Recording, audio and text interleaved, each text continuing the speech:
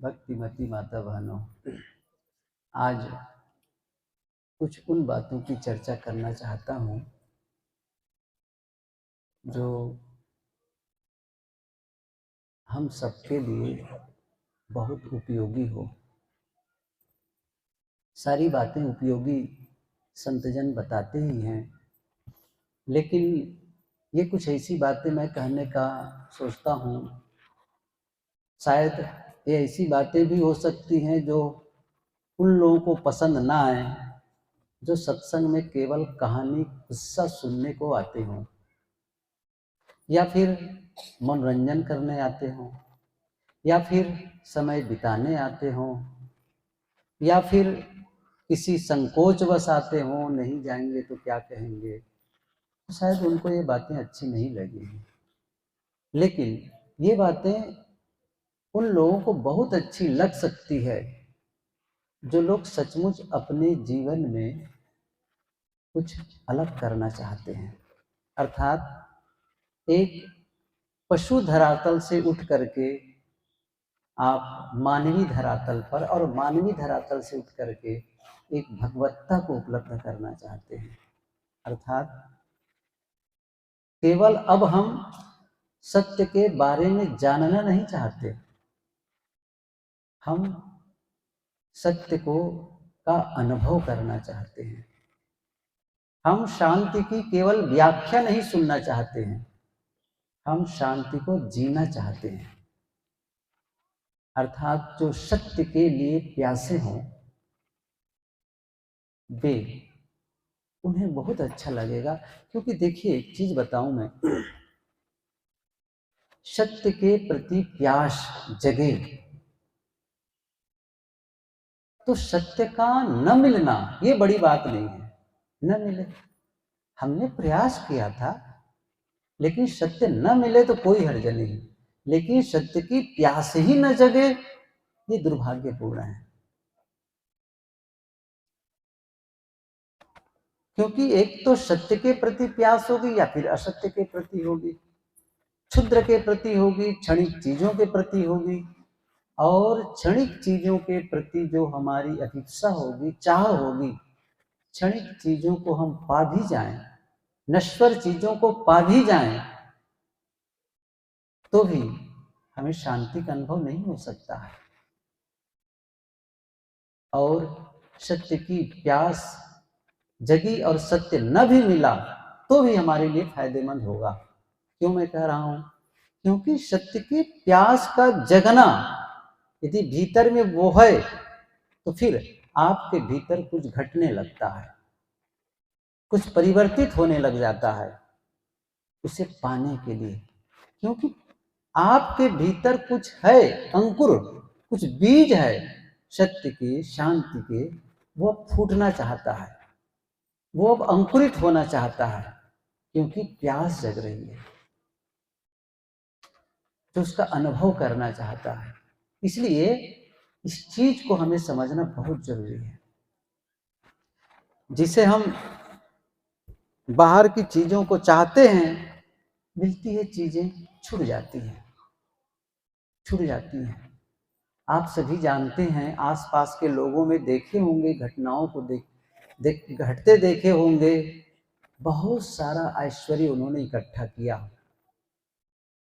लेकिन चलते समय कुछ भी साथ नहीं गया, कुछ भी नहीं गया। ये हम जानते तो हैं, ये वैसे हम बाहर से जानते तो हैं, लेकिन भीतर से उस चीज पर हमें विश्वास नहीं है। क्योंकि हम जीते इस प्रकार से हैं जिसे देख करके लगता है कि हम पूरा जो कुछ हम इकट्ठा कर रहे हैं साथ ले चलेंगे। अन्य हनि भूतानि गच्छन्ति यमालयम शेषा स्थावर निच्छन्ति किम आश्चर्यमतः परम। यह महाभारत का एक मंत्र है, एक श्लोक है।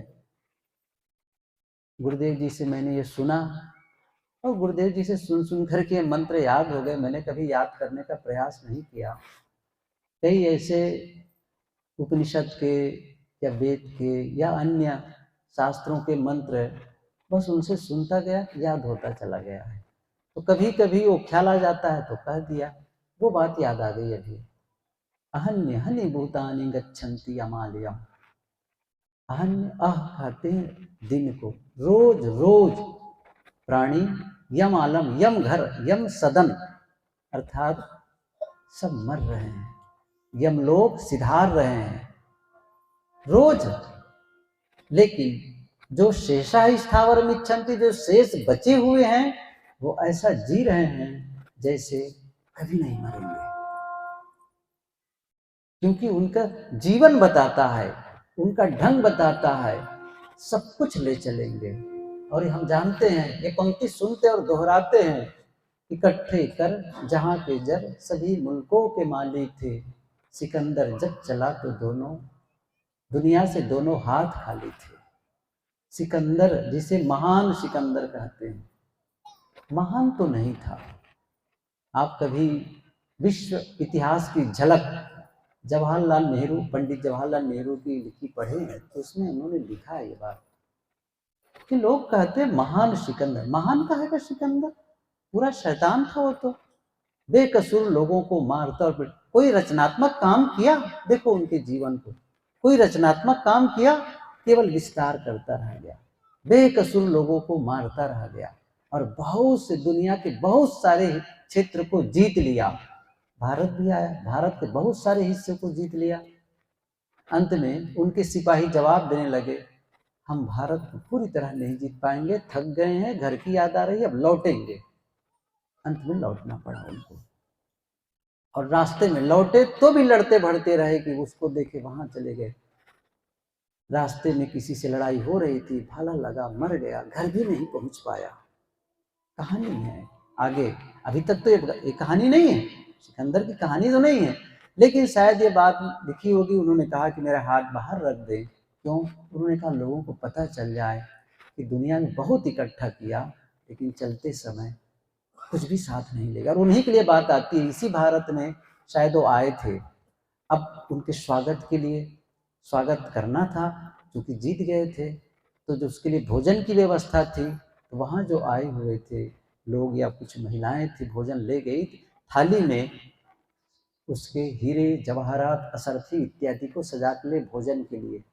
जब ऊपर से कपड़ा हटाता है वो, तो देखता है इसमें रोटी नहीं है, सब्जी नहीं है, दाल भात, कुछ भी नहीं खाने की चीज है, इसमें तो सोने चांदी असरफियां हैं।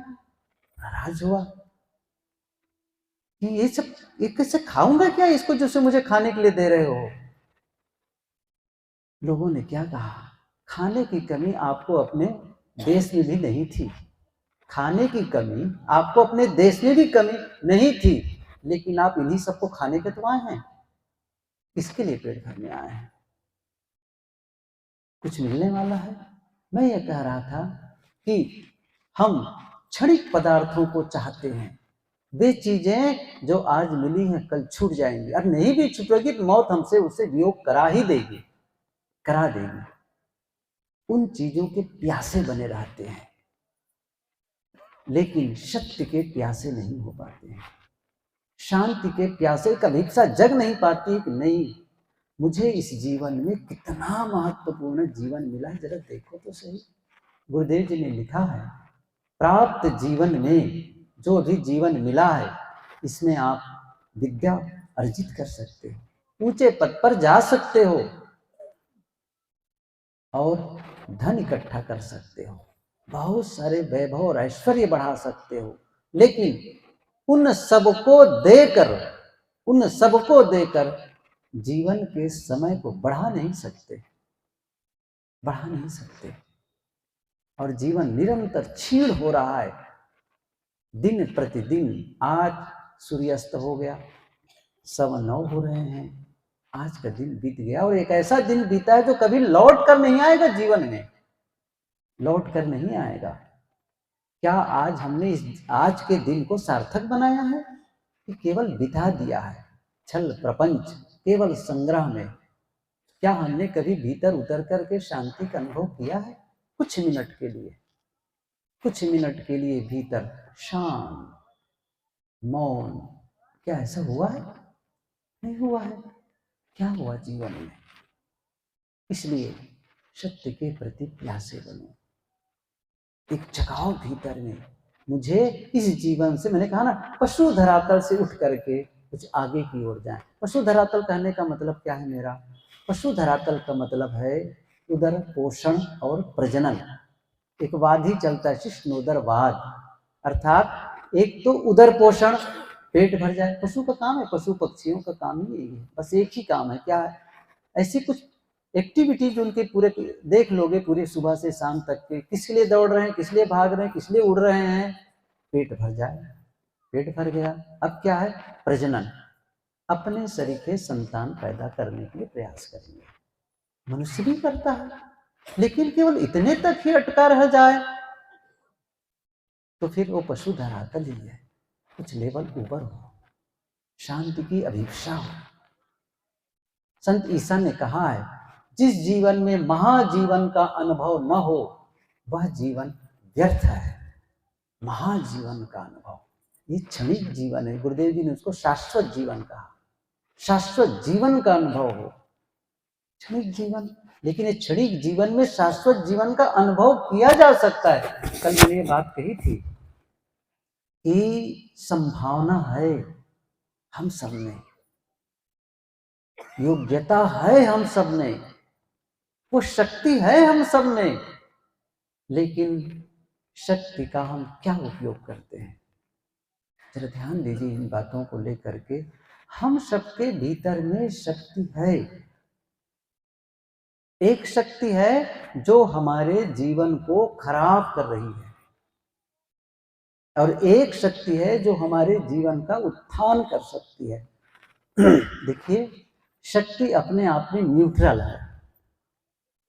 शक्ति अपने आप में एक प्रकार से उदासीन है। वो आप उसका उपयोग कैसे करते हैं, ये महत्वपूर्ण है। उपयोग कैसा करते हैं? जैसे देखो, हम देख रहे हैं ना, विद्युत शक्ति, बिजली की शक्ति, बिजली की शक्ति। आप बिजली से ठंडी हवा भी ले सकते हैं तो गर्म हवा भी ले सकते हैं, ठंडा पानी ले सकते हैं तो गर्म पानी भी ले सकते हैं, किसी आदमी के लिए भोजन पका सकते हैं तो किसी आदमी को भी पका सकते हैं। बिजली से, बिजली शक्ति है, बस उपयोग कैसे करते हैं इस पर निर्भर करता है। हम सबके पास शक्ति है, और यदि उस शक्ति का हम दुरुपयोग करते हैं, हमारे लिए वह नुकसान करने लगती। गुरुदेव जी कहा करते थे, प्राप्त शक्ति का सदुपयोग हमारे लिए वरदान है, प्राप्त शक्ति का दुरुपयोग हमारे लिए अभिशाप है। प्राप्त शक्ति का सदुपयोग वरदान है और दुरुपयोग अभिशाप है। शक्ति क्या है? आप थोड़ा सा इसको डिफाइन करेंगे, थोड़ा सा और क्लियर करेंगे तो इतनी शक्ति आप सबके भीतर, एक कहना चाहिए पावर हाउस ही है आप सभी, हम सभी। मैं बिल्कुल स्थूल को बताता हूं पहले। जैसे आप में धन की शक्ति है, विद्या की शक्ति है, शारीरिक शक्ति है, सोचने की शक्ति है, बोलने की शक्ति है, करने की शक्ति है, देखने की शक्ति है, सुनने की शक्ति है, अनुशासन की शक्ति है, त्याग की शक्ति है, ग्रहण की शक्ति है। कितना गिनाऊं मैं इस चीज को? क्या हम इसका सही उपयोग कर रहे हैं? किसी ने बहुत सुंदर कहा है, कोई सुभाषितानी है, विद्या विवादाय धनम मदाय, शक्ति ही परेशान पर पीड़नाय, खलश्च साधो विपरीत में तद, ज्ञानाय दानाय च रक्षणाय। यदि अपात्र को, खल उन्होंने कहा है, खलस्य साधो, अपात्र को विद्या मिल जाए, क्या करता है वह? विवादाय, विवाद करता है। मेरे समान विद्वान कौन, मैं जानकार हूं,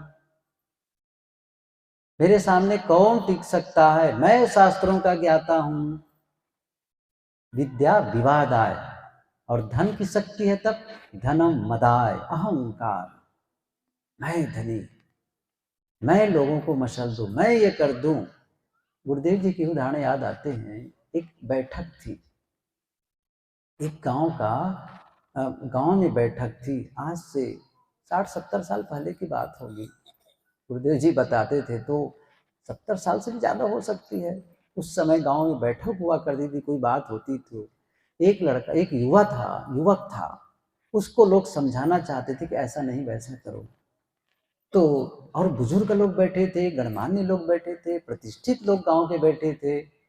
इतने में वो युवक, इतना उनको नाराजगी हुई, क्रोध आया और क्रोध में बोला, मैं इस गांव को मिटाने के लिए सब कुछ खर्चा कर दूंगा। क्या कहा? मैं इस गांव को बर्बाद करने के लिए मैं इतना धन लगा दूंगा। सब चुप। एक बुजुर्ग बैठे थे, उसने कहा, बेटा तुम गांव को बर्बाद करने में अपना धन लगाना चाहते हो, लेकिन तुमने ये नहीं कहा इस गांव के उत्थान में अपना धन लगाऊंगा। समझ रहे हैं ना? धन कहाँ लगाना चाहते? गांव को बर्बाद करने में, गांव के उत्थान करने में नहीं लगाए। वही शक्ति यदि उत्थान में लगा देते तो आपके जीवन की क्या स्थिति थी, लोगों को कितना फायदा होता, और आप बर्बाद करने को सोच रहे हो। गुरुदेव जी एक और उदाहरण देते थे। एक आदमी था जिसके हाथ में प्लास्टर बंधा हुआ था, ऐसे फ्रैक्चर हो जाता है, टूट जाती है तो हाथ हड्डी, तो ऐसा बांधे रहते हैं। आए, मिले, क्या हो गया? साहब वो गिर गया तो चोट लग गई और टूट गई हड्डी, तो प्लास्टर बंधवाए। अच्छा ठीक है। तो वो बीत गया समय, तो गुरुदेव जी चले गए, वो भी समय बीत गया। लगभग साल भर बाद, साल 1.5 साल, जितना भी समय बीता होगा, फिर मिलना हुआ उनसे। तो ख्याल आ गया, जैसे चेहरा देखे कहते हैं सहचारी संस्मरण, जैसे देखा तो ख्याल आ गया कि पिछली बार जब मिले थे तो उनके हाथ में प्लास्टर बंधा हुआ था। तो फिर कहा कि अच्छा, तो हाथ ठीक हो गया ना? गुरुदेव जी भी स्वाभाविक पूछ, आप भी पूछ सकते इस बात को। गुरुदेव जी ने कहा, अच्छा वो हाथ जो प्लास्टर बंधा था अब तो ठीक हो गया होगा? उसने ऐसे हाथ को ऐसे मुक्का बांधा, कहा, साहब एकदम स्ट्रांग हो गया है, अब तो मैं 4 लोगों को मुक्का मार के गिरा सकता हूँ। गुरुदेव जी ने कहा, बेटा इन हाथों से आप नहीं कहे कि मैं इसे सेवा कर सकता हूँ 4 लोगों की, मुक्का मार के गिरा सकता हूँ। आप देखिए मेंटेलिटी कैसी है, मैं ये कहना चाहता हूँ, सोच कैसी हमारी है, जीवन कैसे बदलता है हमारी। मैं ये कह रहा था, विद्या विवादाय धनम मदाय, इस पंक्ति को याद किया था। विद्या है विवाद का कारण, धन है गर्व करता, अहंकार करता है। शक्ति ही परेशान, शक्ति, मैं उदाहरण दे दिया इसके लिए भी, शक्ति ही परेशान पर पीड़नाएं, दूसरों को सताने में शक्ति है। तो अब यही चीज जब साधु को मिलती है, सज्जन को मिल जाती है, क्या कह रहे हैं? ज्ञान आए, दान आए, च रक्षण आए। विद्या है तो दूसरों को ज्ञान दान। आखिर बुद्ध क्या करते थे, महावीर क्या करते थे, कबीर क्या करते थे? यही तो करते थे। जगह जगह जा करके उनके अंदर शक्ति उन्होंने अर्जित की, और ज्ञान आए, दान आए, ज्ञान देते थे ताकि लोगों के जीवन में कुछ खुशियां बढ़ जाए। मैं एक चीज कहूँ, हम लोगों का प्रवचन करना कोई धंधा नहीं है, आप समझ लीजिए कि हम व्यवसाय करने आए हैं। बहुत लोग आ गए, हमारा व्यवसाय बढ़िया चल रहा है, क्षमा करें, ये उद्देश्य नहीं है। ये तो एक कहानी सुनना इसलिए है कि आपके जीवन में भी कुछ मुस्कान आ जाए, कुछ सत्य के प्रति प्यास जग जाए, कुछ आप जो संबंध है उसमें थोड़ी मधुरता आ जाए, जीवन में कुछ खुशियां आ जाए। आप जीवन जो उबड़ खाबड़ जी रहे हैं उसको सही ढंग से जीने लग जाएं, और आप जो सुनना चाहते हैं उसको सुना दिया जाता है। ऐसा नहीं कि रास्ता, रुको रुको रुको मैं कुछ बोलने वाला हूं, ऐसा कुछ नहीं है, ऐसा कुछ नहीं है। आपके भीतर चेष्टा जगी, हमें कुछ जानना है, और आपके भीतर प्यास जगी, तभी आप यहाँ तक आए हुए हैं। आप कुछ अलग ही होना चाहते हैं इस जीवन से, क्योंकि आप जानते हैं रोज तो खा रहा हूँ, रोज भोजन कर रहा हूँ, रोज कपड़े पहन रहा हूँ, रोज काम में जाता हूँ, घर में रहता हूँ, मिलता हूँ, जुलता हूँ, फिर सुबह उठा फिर वही काम, फिर वही काम, एक साइकिल, एक चक्र में, एक जैसे कोई परिधि में घूम रहा हो, कंटिन्यू घूम रहा हो। क्यों घूम रहे हैं? गुरुदेव और कबीर साहब की ये पंक्ति है, खसम बिन तेली को बैल भयो, बैठत ना ही साधु की संगत नाधे जन्म गयो। ये लंबा पद है, मैं शुरू की पंक्ति को कहता हूं। खसम बिन तेली को बैल भयो। आजकल के बच्चों को तो तेली का बैल, कोल्हू का बैल कहना बताना बड़ा कठिन भी है, सही है ना। लेकिन बहुत से बुजुर्ग लोग बैठे जानते हैं कोल्हू कैसे। अब पहले, अब तो गन्ना के लिए भी कोल्हू मिलना कठिन है। बहुत देहात में जाओ तो होता है। कई साल पहले गए तो गन्ना पेरने वाले नहीं, हम उत्तर प्रदेश के गाँव में हम लोग घुमा करते थे कितने साल पहले, 30-35 साल पहले भी तो देखा करते थे कोल्हू चला करता है, रहट चला करता था। वो चीज़ें तो है नहीं है। साहब के समय में तो बहुत रहा ना, तब तो मशीन थी ही नहीं, बिजली थी ही नहीं उस समय। साहब वो देख करके उदाहरण देते हैं। हम सभी अब जो बुजुर्ग लोग जानते हैं अच्छी तरह से कि कैसे कोल्हू का बैल कैसे होता है, चाहे वो गन्ने वाला कोल्हू हो चाहे वो तेल वाला कोल्हू हो। क्या होता है, बैल को नाद दिया जाता है और हाँक दिया जाता है और बैल चलता है। कहते हैं तेली के बैल में तो आँख में ऐसा पट्टी भी लगा दी जाती है। मैं तो देखा हूँ, मैं तो कोल्हू पर बैठा भी हूँ, देखा भी हूँ उसको तेल पेरते हुए बचपने में।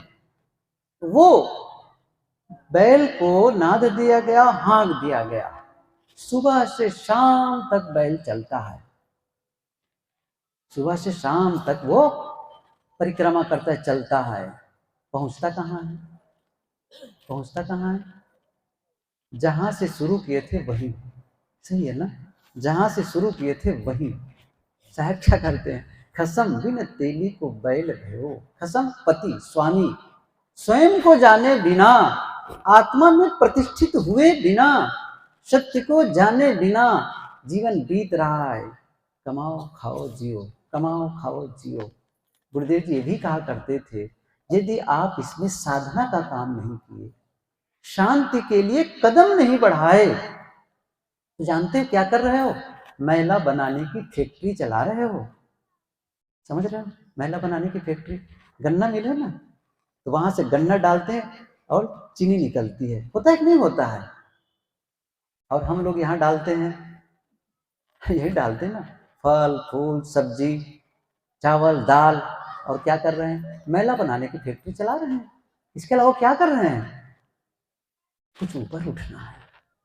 मैं कह रहा था शक्ति है, उसका सही उपयोग करें अपने पास में। और मैंने कुछ उदाहरण भी दिए थे इसके लिए कि हमारे पास कैसे, हमारे पास में मैंने कहा ना, देखने की शक्ति, सुनने की शक्ति, सोचने की शक्ति, बोलने की शक्ति, करने की शक्ति, हम सबका दुरुपयोग करने में लगे हुए हैं और जीवन को बर्बाद करने में तुले हुए हैं। कभी तो बैठ करके सोचो, क्या मैं ऐसे ही जीवन जीता रहूंगा, रात दिन संघर्ष लड़ाई झगड़ा वाला। कभी तो अकेले में बैठ करके शाम, कोई बात नहीं, मैं ये नहीं कह रहा हूं, क्या आपको शक्ति को सही दिशा में लाने के लिए क्या आपको काम धंधा छोड़ना है। देखिए, जीवन जीना है तो मुझे गुजर चाहिए, भोजन चाहिए, कपड़े चाहिए। कहाँ से मिलेंगे, पैसे से मिलेंगे, रुपये से मिलेंगे, तो रुपये तो कमाना पड़ेगा ना। कोई मना कर रहा है आपको धन कमाने के लिए, कोई मना नहीं कर रहा है। लेकिन आप धन को ही सब कुछ ना मान लें कि धन मिलने पर सब हो जाएगा। धन नहीं मिलने पर केवल जीवन गुजर होगा, बस आगे नहीं होगा काम। अभी कुछ दिन पहले ही सुन रहा था, कहा था किसी ने कि मनुष्य ही एक ऐसा प्राणी जो रुपये कमाता है। मनुष्य ही एक ऐसा प्राणी जो रुपये कमाता है, कोई प्राणी नहीं कमाता। लेकिन सारे प्राणी का पेट भरता है, आदमी भर का पेट नहीं भरता है। ऐसा नहीं लगता है आपको, सही है ना। हर समय कमी कमी कमी, अभाव की अनुभूति में जीते रहता है। पूर्णता तो महसूस हो कभी कि मैं भीतर से तृप्त हूँ। अभी एक घर बैठने गया था, शाम के समय बैठे तो जो बहन थी उससे पूछा, पूर्णता महसूस होती है। मकान बहुत बढ़िया, सही बता रहा, मकान बहुत बढ़िया। आपको पूर्णता महसूस होती, कोई अभाव की अनुभूति नहीं होती। उसने कहा कि होती है, होती है। और ये बातें कहते कि मैं ये खुद, मेरे भीतर इतना द्वंद रहता है, मैं खुद ये प्रश्न करने वाली थी, मैं खुद ये पूछने वाली थी, कैसे मैं इसको महसूस करूं। मैंने कहा, मैं तो यूं ही पूछ दिया कि भाई कम से कम जो परिस्थिति आपकी, इसमें पूर्णता महसूस हो ही नहीं चाहिए ना। क्योंकि आपको पता है कि वो खुद कहती थी, न तो मुझे भोजन की कमी है, न तो मेरे पास कपड़े की कमी है, मेरे परिवार अच्छा, पति अच्छे और एक निश्चित आमदनी भी है, मकान सब कुछ बढ़िया है, लेकिन पता नहीं क्यों मुझे लगता है भीतर से कुछ। और क्यों लगता है? पता नहीं भविष्य में क्या हो जाए, वो हो जाए, ये हो जाए। कमाल की बात है। मैंने कहा आज जब अच्छा है तो कल क्यों खराब हो जाएगा? आज जब रोज खा रही हो तो। फिर मैंने उसको कुछ टिप्स बताए कि कैसे करना है इस चीज को, कैसे इसको थोड़ा चेंज करना है। कुछ बातें बताई, मैं बताऊंगा आप सबको, ये बातें आएंगी आगे चल करके। जो जो बातें बताई मैंने कि कैसे उसको थोड़ा सा चेंज करो उस चीज को। वही मैं बता रहा हूँ कि शक्ति का कैसे उपयोग। देखो सोचने की शक्ति, अब गलत दिशा में सोच रहे हैं उस चीज को, अब सही दिशा में सोचना शुरू कर दी उसी चीज को, अब वही नहीं कर पा रहे हैं हम। तो सब कुछ होते हुए भी आप पूर्णता महसूस नहीं कर रहे हैं। मैंने कहा कोई बात नहीं, आप कभी कभी अकेले में बैठ जाएं और भीतर से कहें मेरे पास जो कुछ है उससे मैं पूर्ण संतुष्ट हूं, शांत। क्या दिक्कत है कहने में? यही तो चाहते हैं आप जीवन में। क्या आप अपूर्णता चाहते हैं? क्या आप कमी में जीवन बिताना चाहते हैं? चाहते तो है पूर्णता हो। कब होगा? कल होगा, परसों होगा, 4 साल बाद होगा। कर लो। आपको यदि लगता भी है करना है तो आप तय कर लो, एक ड्यूरेशन एक तय कर लो, 2 साल के बाद में मुझे पूर्णता महसूस करना है। आप जानते हैं आज जो भोजन कर रहे हैं आप 2 साल बाद भी वही करते रहेंगे। बड़े हो जाएंगे तो ज्यादा भोजन करेंगे, गरीब हो जाएंगे तो कम भोजन करेंगे। क्या ऐसा होता है? मैं सही बताऊं ना, गरीब लोग जितना खाते हैं अमीर लोग उतना नहीं खा पाते हैं। आप मानते हैं बात को? देख लेना खुराक उनकी। अमीर आदमी देखना, जब और ज्यादा जितना अमीर है ना उसके और खुराक को देखना, और रिड्यूस होता जाएगा। और जितना मेहनत करता है, गिट्टी तोड़ता है, पत्थर तोड़ता है, फावड़ा चलाता है, कुल्हाड़ी चलाता है, उसके खाना को देखो, कहें अरे राम राम राम, ये 3-4 दिन में ही खा मिलेगा इसको तो। सही है ना? खाता कौन है? कहते हैं आमदनी सबके अलग अलग हो सकते हैं, लेकिन रोटी की साइज लगभग बराबर होती है। आपके घर रोटी बने चाहे उनके घर साइज तो वही है। कितना खा लेंगे आप? किसी ने बहुत सुंदर कहा है, मुर्दा को मिल जात है कपड़ा लकड़ा आग, जिंदा नर चिंता करे ताकर बड़ा भाग। आप मर के देखो, क्षमा करना अभी मत मरना अभी नहीं, लेकिन आप देखे कि नहीं, आप एक ही चीज की देरी है अभी। क्या चीज की? मरने की देरी है। हमारे लिए कफन तैयार है, अच्छा है कि नहीं है? जैसे यहां मैं मरा, क्या करेंगे? अच्छा लिटाओ लिटाओ लिटाओ, अच्छा ले आओ कफन ले आओ। क्या कहेंगे? भैया ये आदमी अच्छा बोल रहा था, मर गया, देखो तो सही, चलो इसको ले जाओ मिट्टी में। यही तो होने वाला है ना। कुल मिलाकर के मरने के कफन तैयार है मेरे लिए, देरी किसकी है? मरने की। अच्छा लकड़ी भी तैयार है, लकड़ी है, किसकी देरी है? मरने की। कंधे में ले जाने वाले भी तैयार हैं, है कि नहीं? अच्छा मैं मर जाऊंगा तो यही छोड़ देंगे क्या? उठा के ही ले जाएंगे आप लोग, केवल मरने की देरी। अच्छा रोने वाले भी तैयार है ना? सही है। और मरने के बाद जो भंडारा होगा ना उसकी पूरी सब्जी खाने वाले भी तैयार हैं। केवल एक ही काम की देरी, मरने की, बस। सब कुछ तैयार है, और फिर भी कह रहे मुर्दा को मिल, मैं क्या कह रहा, मुर्दा को मिल जाता है कपड़ा लकड़ा, कपड़ा मिलेगा, लकड़ी मिलेगी, आग मिलेगी, जिंदा नर चिंता करे। सही है ना? ताकर हम लोग कितने अभागे हैं, हम जीवित हैं, हमें नहीं मिलेगा खाने के लिए। आप कभी गए होंगे प्रयागराज, नदी किनारे, गंगा किनारे, हम लोग तो न जाने कितनी बार गए, कितने वहां महीनों रहना पड़ता था मेला के क्षेत्र में। तो जब किनारे किनारे घूमने जाते थे, बहुत से भिखारी बैठे रहते, आप लोग देखे होंगे। और कई भिखारी जिनके हाथ पैर गल गए हैं, भीख मांग रहे हैं, और कोई चावल कोई दे दिया, कोई रुपये पैसे दे दिए, कुछ कपड़े दे दिए। वर्षों जीते हैं भगवान, वर्षों। ट्रेनों में चलते हैं, देखते हैं भीख मांगने, तो वर्षों जीता है वो आदमी भीख मांग कर खाने वाला। और हमारी एक निश्चित आमदनी है, हमारी दुकान है इतनी अच्छी, हम बड़ी अच्छी नौकरी कर रहे हैं, मेहनत कर रहे हैं, हम चिंता कर रहे हैं कल क्या खाएंगे खा के। इतना दुर्भाग्यपूर्ण है। मतलब हम होश में जीते कि नहीं जीते, पर सोच लें, कभी कभी खड़े हो पूछो, अच्छा मैं बेहोशी में जी रहा हूँ कि होश में जी रहा हूँ? आपको लगे बेहोशी में बहुत जी रहे हैं, होश में नहीं जी रहे हैं। होश में जिएंगे, पूर्णता महसूस करेंगे। सब कुछ, मैंने कहा ना, सब कुछ तो छोड़कर जाना पड़ता है। किसके लिए? क्यों अपनी शक्ति को बर्बाद कर रहे हैं आप? कुछ जाने वाला है साथ में? मैं ये नहीं कह रहा हूं कि आपको नौकरी छोड़नी है, आपको व्यापार छोड़ देना है। कोई ये थोड़ी है कि आपके पास है तो और ना बढ़ाओ, बढ़ाओ, बढ़िया मकान बनाओ, और बड़ा मकान बनाओ, बहुत अच्छी बात है, बहुत अच्छी गाड़ी लो, कोई दिक्कत नहीं है। लेकिन अशांत मन वाला बनो। आप धन को कमाने में इतने व्यस्त हो जाएं, आप भीतर से डिप्रेस हो जाओ, अशांत हो जाएं, बेचैनी हो जाए। क्या मतलब है? मैं ये कहना चाहता हूं कि आप धनी भी हो और शांत भी हो। धन शांति का विरोधी नहीं है, विरोधी नहीं है। धन तो न्यूट्रल, मैंने कहा वो शक्ति न्यूट्रल है, बस आप कैसे उपयोग करते हैं। धन का दुरुपयोग करेंगे, गलत खाएंगे, बाकी होता क्या है? लोग शराब, कबाड़, बीड़ी, तंबाकू, गांजा, भांग, जुआ, धन ही तो है। क्या कर रहे हैं आप? बर्बाद कर रहे हैं। लेकिन वही है, अपने लिए, परिवार के लिए, औरों के लिए। ठीक है भाई, आपको चाहिए सही, ठीक है, मैं सहयोग करने को तैयार हूँ। बच्चे पढ़ नहीं पा रहे हैं, इंटेलिजेंट है, बहुत प्रतिभावान है, ठीक है, मैं पढ़ा दूंगा आपको, कोई बात नहीं है। बेटी है, शादी नहीं हो पा रही है, कोई बात नहीं, मैं सहयोग कर दूंगा आपकी बेटी की शादी में, मैं हूँ। आपके पास धन है, कर दीजिए, कोई दिक्कत नहीं है। लेकिन आप उसका दुरुपयोग करने लग गए, वो आपके लिए नुकसान करेगा। सदुपयोग करते हैं, आपका भी भला होगा, दूसरों का भी भला हो जाएगा। इसलिए इसको समझें। मैं थोड़ी थोड़ी बातों को और थोड़ा क्लियरिफाई करूं तो और बात समझ में आए। मैंने क्या कहा? हम में त्याग की शक्ति है कि नहीं है? त्याग की शक्ति। अब गलत जगह त्याग करते। अच्छा, एक मैं बड़ा स्थूल उदाहरण बताता हूं।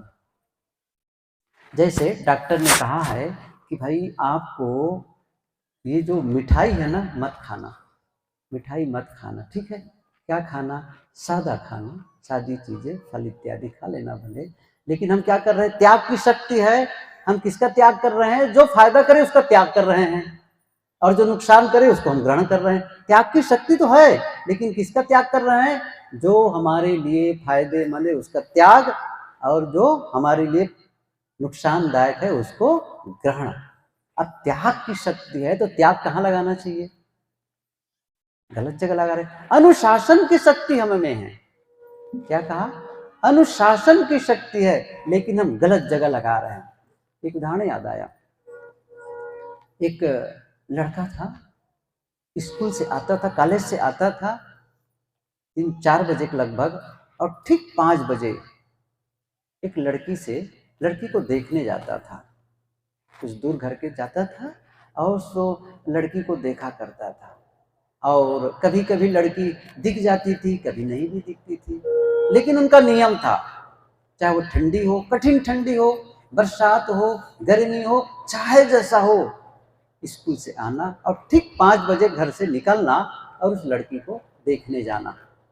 और कभी कभी लड़की देख भी लेती थी, और कभी कभी लड़की मुस्कुराहट भी पास आउट कर देती थी, मुस्कान भी दे देती थी। अब वो लड़के क्या लगने लग गया, जितना मैं प्रेम उस लड़की से करता हूँ, लड़की भी मेरे से प्रेम करने लग गई है। और लड़के को पता नहीं था कि ये मुझे मिलने आता है, देखने आता है, क्या है, ऐसे कह करके बस एक तरफ उनका होता था। और कितने दिन तक? क्या पूरे साल। कभी कभी उसको पिता का भी डर लगता था। इसके बावजूद वो अपने आप को ऐसा मैनेज करता था कि वो रोज 5 बजे निकलता, रोज, और उस लड़की को देख लेता था, रोज जाता था। साल भर बीत गए। उसके मन में हुआ, मैंने उसको साल भर तक देखा है, समय मिला है, वो मुझे देखी है, और अब तो मुझे उसको कुछ तो प्रस्ताव रख देना चाहिए। और जा करके उसको प्रस्ताव रखता है, प्रपोज करता है। तो जैसे उसने कहा, लड़की जोर से डांट कर बोली, तुम्हारी हिम्मत हो गई जो मुझे प्रपोज कर रहे हो? तुम अपनी औकात को जानते हो? तुम्हारी औकात नहीं है जो मुझे इस प्रकार से बोल सको। मुझे एक अच्छा लड़का, बहुत अच्छा लड़का मुझे डिजर्व करता है। और वो लड़की चली गई। जैसे ही वो आया लड़का वापस घर, एकदम दुखी, डिप्रेस हो गया। यार मैं उसको साल भर तक समय दिया और मुझे इस प्रकार मुझे औकात याद दिला दिए वो। बहुत परेशान। और तब चिंतन करते करते करते उसे ख्याल भी आया कि लोगों से सुना था कि इस निगेटिविटी में भी कुछ पॉजिटिविटी होती है। उसने सोचा अच्छा मेरे में क्या पॉजिटिविटी डेवलप हो गई इस बीच में। उन्होंने क्या देखा, इस में मैं मेरे अंदर एक चीज आ गई है, अच्छी चीज। क्या? रोज 5 बजे मैं घर से जाता था। एक अनुशासन मेरे में डेवलप हो गया है। क्या अनुशासन डेवलप हो गया? रोज 5 बजे मुझे जाना, रोज 5 बजे, चाहे मौसम जितना ही खराब हुआ हो, लेकिन मैंने पूरे साल 365 दिन रोज गया है एक टाइम से। तो कम से कम एक शक्ति मेरे अंदर आएगी ना, अनुशासन की शक्ति आ गई है। अब इस अनुशासन की शक्ति को मैं क्या किया हूं, दूसरों के लिए लगा रहा था, दूसरों के लिए गलत जगह लगा रहा था। अब उस अनुशासन की शक्ति को अपने काम पर लगाना है। और उसने कल से शुरू किया, बस अब मुझे दूसरे के लिए अनुशासन की शक्ति को नहीं लगाना है, अपने लिए। और रोज उसने अपने अनुशासन जो शक्ति थी उसको अपने काम में लगाने लग गया। ऐसा करते करते साल भर से ज्यादा हो गए। और तब वो जो लड़की थी एक दिन अपने बॉयफ्रेंड, अपने मित्र के साथ, लड़का जो मित्र था उनका दूसरा, तो वो उसके साथ में एक, तो लखनऊ लुल्लू माल है ना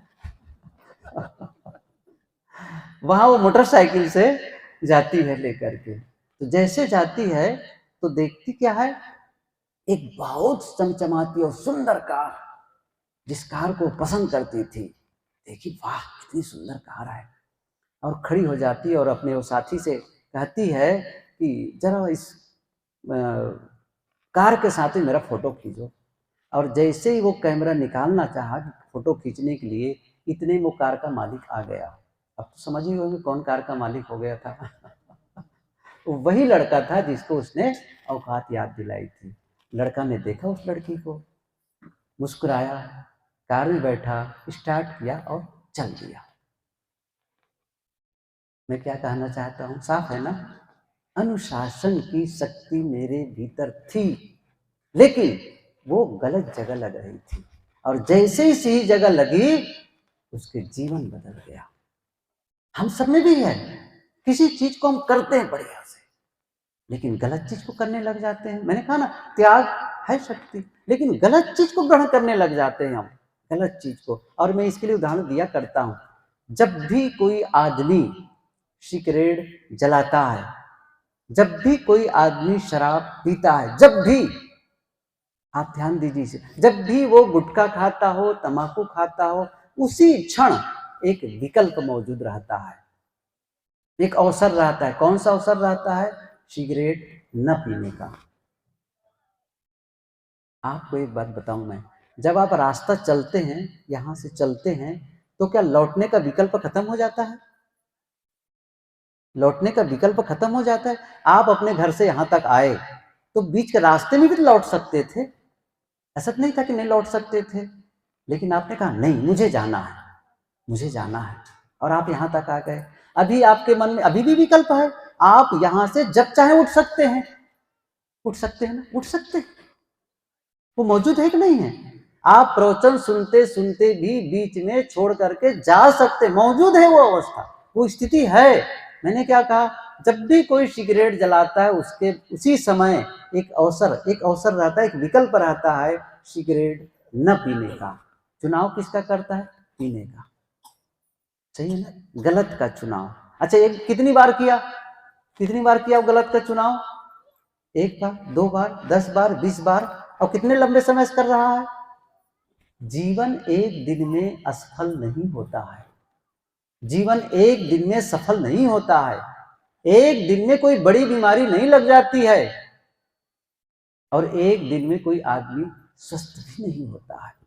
एपीजे अब्दुल कलाम की एक पुस्तक मैंने पढ़ी, कई पुस्तकें पढ़ी मैंने उनकी, आपका भविष्य आपके हाथ। इसमें उन्होंने लिखा है, खास करके युवाओं के लिए लिखा है उन्होंने, कि बच्चों, जो बड़ी उम्र में जो बड़ी बीमारियां होती हैं और जो अंत समय में बहुत तकलीफ देती हैं, क्रोनिक जो डिसीज होती हैं, क्रोनिक डिसीज जो कहते हैं ना, बहुत ही जो साध्य रोग क्या कहते हैं उस चीज को, वो चीजें कम उम्र में ही शुरू हो जाती है, कम उम्र में ही वो बीमारी लग जाती है। लेकिन अभी शरीर में ऊर्जा है, इसलिए आप पता नहीं चल रहा है, आगे चल करके आपको तकलीफ देती है। इसलिए जब आप युवा हैं तभी ध्यान देना शुरू कर दो खान पान में, एक्सरसाइज के लिए, स्वस्थ रहो। ये हमारे पूर्व राष्ट्रपति ने लिखा है, ये ख्याल आ गया बताया मैं कि आपके पास अवसर है, अवसर रहता है कि आप गलत का, जो मैंने कहा ना असफलता और सफलता के बारे में कह रहा था, एक दिन में कोई सफल नहीं होता, एक दिन में कोई असफल नहीं होता, एक दिन में बड़ी बीमारी नहीं लग जाती है कि कल आपने मिठाई खा दी और आज आपको कहा गया आप शुगर के पेशेंट हो गए। नहीं है ऐसा, लंबे समय तक आपने गलतियां की, उसका परिणाम आ गया, तो क्या करना है, लंबे समय तक वो अच्छा करेंगे तो परिणाम बदल जाएगा, परिणाम बदल जाएगा। इसलिए अब इसमें सातत्यता चाहिए, निरंतरता चाहिए, यही हम नहीं कर पाते हैं। मैंने कहा सिगरेट पीने में वही विकल्प है, उसमें भी, लेकिन गलत का चुनाव करते हैं बस। शक्ति तो है छोड़ने की, नहीं छोड़ पाते हैं, नहीं छोड़ पाते हैं। एक पुरानी कहानी बताऊं, ख्याल आया। एक राजा एक संत से मिलने गए और संत से क्या कहते हैं वो कि भगवान आप तो महान त्यागी हैं, पूरी आप संसार छोड़ करके चले गए। संत ने क्या कहा, मैं कहाँ महात्यागी, महात्यागी तो आप हैं। राजा से क्या कहते हैं, महात्यागी तो आप हैं, मैं कहाँ महात्यागी हूं। अरे भगवान आप ऐसी करते, हम तो संसारी आदमी राजकाज में उलझे हुए हैं, भोग विलास में लगे रहते, हम कहाँ त्यागी हैं, हम तो भोगी हैं। त्यागी आप हैं, त्यागी आप हैं। नहीं नहीं आप महात्यागी हैं, संत ने कहा। उसने कहा भगवान मुझे समझाइए आप क्या कहना चाहते, मैं कैसे त्यागी महात्यागी होगा, मैं तो त्यागी आपको मानता हूं। कि देखो आप बताओ, सबसे बड़ी जो जो चाहते हैं लोग, क्या चाहते हैं, यही तो चाहते हैं, शांति चाहते हैं। हाँ शांति चाहते हैं। एक धनी से धनी आदमी भी अंत में क्या चाहेगा, शांति। प्रधानमंत्री भी मरेगा तब लोग क्या कहेंगे, जब उसकी श्रद्धांजलि देने जाएंगे क्या कहते हैं, जब श्रद्धांजलि देने जाते हैं किसी भी बड़े आदमी को, या आपके ही करनेलगंज का कोई हो, जब वो धनी बड़ा बहुत बड़ा आदमी है मर गया, लोग इकट्ठे हुए, बोलने का अवसर आया उनके लिए, खड़े होते हैं, बोलते हैं, कहते हैं, उनकी विशेषताओं को गाएंगे, उन्हें ऐसा किया वैसा किया अच्छा किया, और अंत में चलते समय क्या कहेंगे, मैं भगवान से प्रार्थना करता हूँ उनकी आत्मा को शांति दे। क्यों, इतना धन कमाया तो शांति नहीं कमाया था क्या, शांति भी कमा रहा होगा। आपको कहना चाहिए मैं भगवान से प्रार्थना करता हूं कि जितना धन इस जीवन में मिले था उससे डबल धन अगले जीवन में मिले। कहना नहीं चाहिए, क्या कहते हैं, मैं भगवान से प्रार्थना करता हूं कि उनकी आत्मा को शांति दे। अच्छे प्रधानमंत्री को भी तो यही कहेंगे, उनको कहेंगे अगले जन्म में भी उनको प्रधानमंत्री बनाना भगवान, यही प्रार्थना करता हूं। कोई करता है, कोई विद्वान करेगा, कोई सही एक नहीं, कितनी कीमती चीज है जिसे सब चाहते हैं, कल्याण सब चाहते हैं, निर्वाण सब चाहते हैं। मैं तो उस चीजों को, और उसके लिए मैं ज्यादा मूल्यवान चीजों को चाहने के लिए क्षणिक चीजों को मैंने त्याग दिया है। तो मैं कहाँ त्याग, आप हैं जो बहुत मूल्यवान चीजों को छोड़ करके उन क्षणिक चीजों में आप आकर्षित है, उनको चाहते हैं। क्षणिक चीजों में जो चीजें मिली हैं और छूट जाएंगी उसी को आप चाहते हैं, और उसको त्याग दिए हैं, साधना को त्याग दिए हैं, कल्याण को त्याग दिए हैं। तो फिर कौन बड़ा त्यागी है बताओ, कौन बड़ा त्यागी है। त्याग की शक्ति है, लेकिन त्याग हम गलत जगह लगा रहे हैं। और इसी चीज और भी सोचते हैं, धैर्य की शक्ति है, विनम्रता की शक्ति, सब में शक्ति हमारे पास है। मैं बहुत कम समय बचा, थोड़े में बताऊंगा अब इस चीज को। सोचने की शक्ति, बोलने, ये महत्वपूर्ण है, जो बहुत नजदीक आकर के हम समझ सकते हैं अपने जीवन को। मैं जो कह रहा हूं, हम में बोलने की शक्ति है, सोचने की शक्ति है और करने की शक्ति है। अब इसका सही उपयोग करना है, यही जीवन बनाता है। यदि, और ये उदाहरण मैंने पिछले साल भी शायद दिया रहा होगा, लेकिन हम लोग तो हैं भूलन लाल ना, भुलक्कड़ मैं जानता हूँ। अच्छे मन का लक्षण क्या है, पूछा करता हूँ, अच्छे मन का लक्षण क्या है? अच्छे मन का बताया था, मुझे याद है पिछले साल बताया था। अच्छे मन का लक्षण क्या है? काम की बातों को याद रखना और बेकाम की बातों को भूल जाना, ये तो अच्छा मन है ना। और हम लोग का कैसा मन है? बेकाम की बातों को याद रखना और काम की बातों को भूल जाना। पिछले साल सत्संग हुआ था, किस किस विषय पर चर्चा हुई थी, भूल गए साहब। लेकिन 4 साल पहले किसी ने अपमान किया है, उसके घर गया तो उसने मुझे ऐसा शब्द कहा है, कितनी बार याद करते हैं। किसी ने कहा अरे छोड़ ना यार, तू भी गजब आदमी है, 4 साल पहले की बात को बार बार याद करता है। कैसे भूल जाऊंगा मैं उसे, जिंदगी भर नहीं भूलूंगा। कमाल है, सही है ना। और कुछ लोग तो थोड़ा अतिरेक करते, 3 जन्म नहीं भूलूंगा।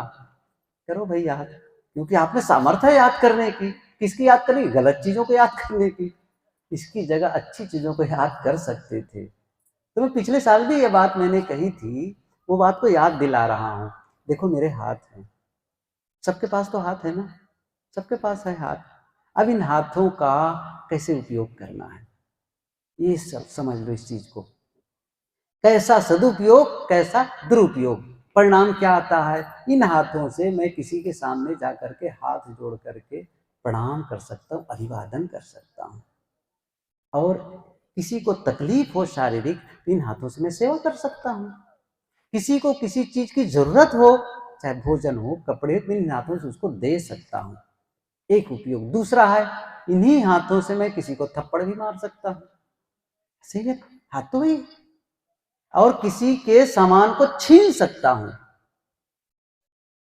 हाथ का एक है अभिवादन करना, हाथ जोड़ करके प्रणाम करना, और दूसरा है थप्पड़ मारना। हाथ का उपयोग कैसे कर रहे हैं? और मैंने क्या कहा था? प्राप्त शक्ति का सदुपयोग वरदान है, प्राप्त शक्ति का दुरुपयोग अभिशाप है। ये शक्ति हमारे में है, कैसा उपयोग कर रहे हैं हाथ का, ये हमारे ऊपर निर्भर करता है। बोलने की शक्ति हम में है। देखिए साहब, एक बात बताऊं, बहुत लोग हैं इस दुनिया में जो बोल नहीं पाते, है कि नहीं है? जानते होंगे, कई ऐसे लोग हैं जो बोल नहीं पाते, कई ऐसे लोग हैं जिनके हाथ नहीं हैं और हमारे हाथ हैं, कई ऐसे लोग हैं जिनके पैर नहीं, हमारे पैर हैं, कई ऐसे लोग हैं जिनकी आंख नहीं है, हमारी आंखें, हमारे कान नहीं है, लोगों के कान हैं। क्या उपयोग करें, क्या जीवन निर्माण में। और कई ऐसे लोग हैं जिसकी जवानी ढल चुकी है, बिल्कुल वृद्धावस्था में आ गए हैं। अब वो जवानी में जो कर सकते थे वो अभी नहीं कर सकते हैं। लेकिन कितने लोग जवान हैं, स्वस्थ हैं, क्या उपयोग कर रहे हैं, क्या उपयोग कर। देखो तो सही, ख्याल आया, एक ईसा मसीह रास्ते रास्ते जा रहे थे, तो देखा एक आदमी गाली दे रहा था, गलत शब्द बोल रहा था, अपशब्द बोल रहा था। ईसा मसीह ने कहा भैया सुनो सुनो, तुम क्या कर रहे हो, क्यों कटु शब्द, गलत शब्द, गाली दे रहे हो? ऐसा लगता है तुम शराब पिए हुए हो, क्यों ऐसा कर रहे हो? थोड़ा थोड़ा आदमी ठिठका, रुका और देखा, अच्छा आप ईसा मसीह हैं। देखिए भगवान, मैं तो गूंगा था, बोल नहीं पाता था, आपने ही तो मुझे बोलने के लिए आशीर्वाद दिया, आपके ही आशीर्वाद के बल पर मैं फिर से बोलने लग गया। अब जब बोलने ही लग गया हूं तो फिर क्या करूं, क्या करूं? तो मैं बोल रहा हूं, जो मन में आ रहा है वही बोल रहा हूं, बस पी रहा हूं शराब।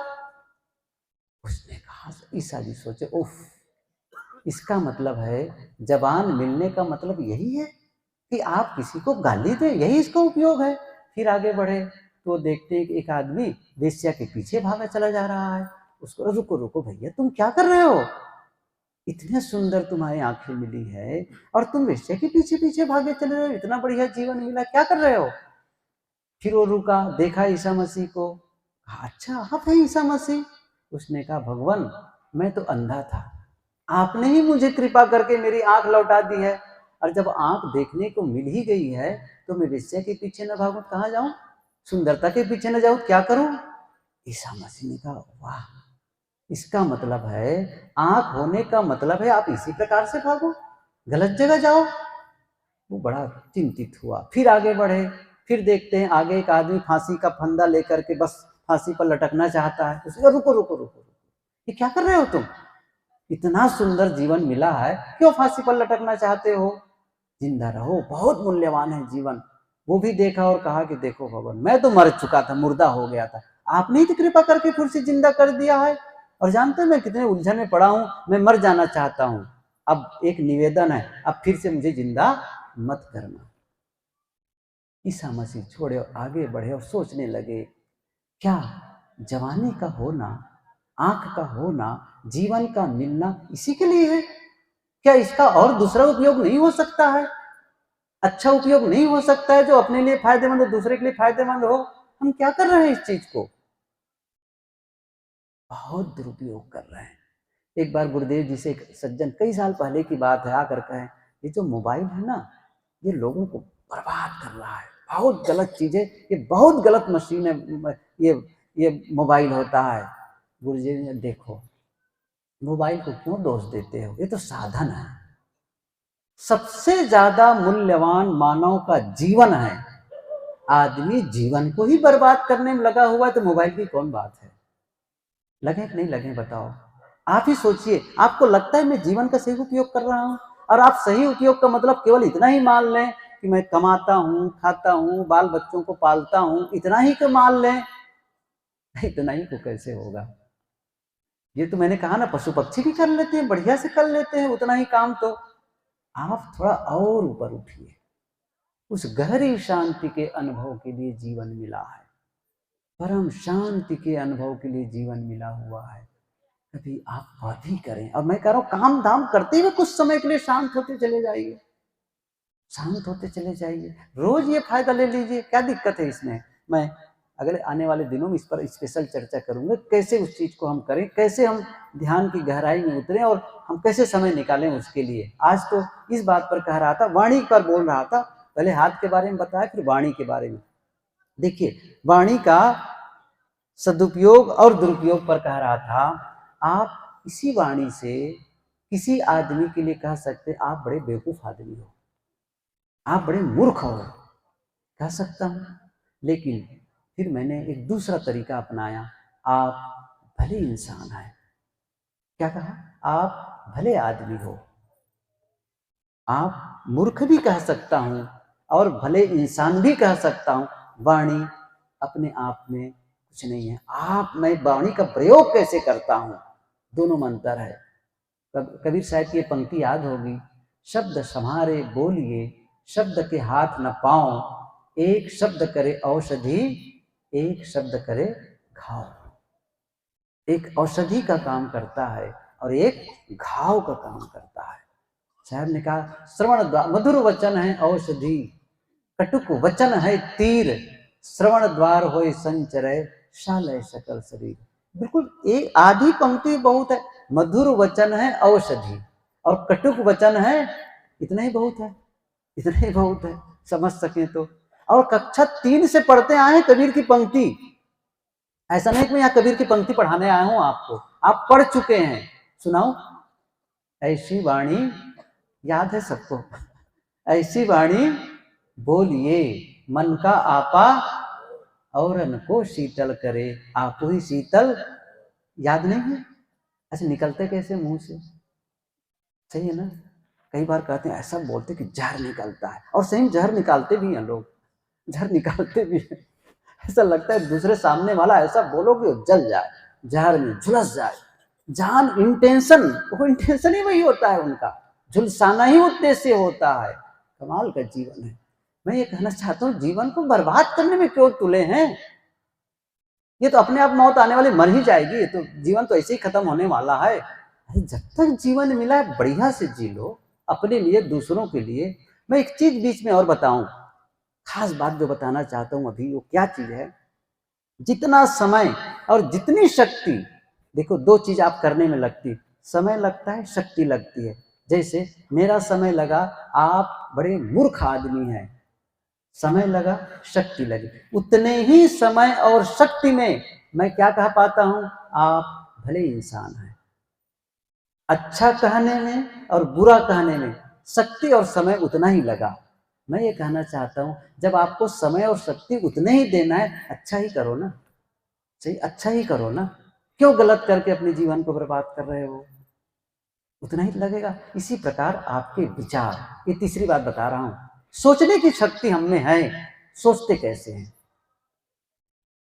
बैठे हैं और सोच रहे हैं, जिनको हम विरोधी मानते हैं।